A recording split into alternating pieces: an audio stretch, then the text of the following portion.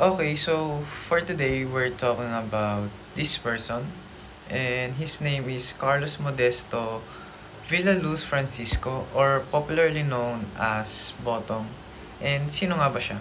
So, he is one of the national artists of the Philippines na nagpaint ng iba't ibang mga paintings na sikat dito.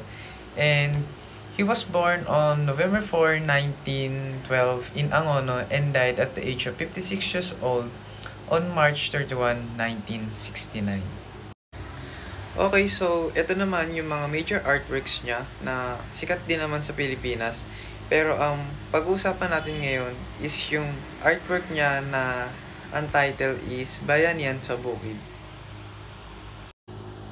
Carlos Francisco's artwork Bayanihan or Bayanihan sa Bukid symbolizes communal unity and cooperation in Filipino culture.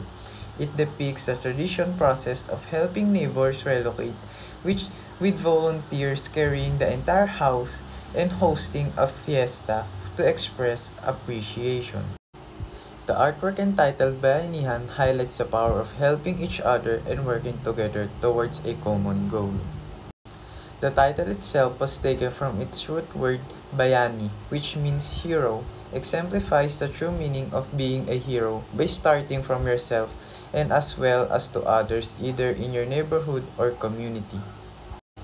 This starts from encouraging one another at the same time helping each other's problem to lessen the burden in life. The bamboo sticks that were used to carry the house can represent the foundation of life on how a person is capable of being strong enough to handle one's problem.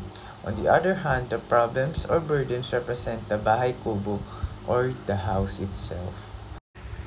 This proves lang na everyone can be a hero because every man bears some of the burdens of the household and in so doing becomes a hero by helping to lessen the load on the others.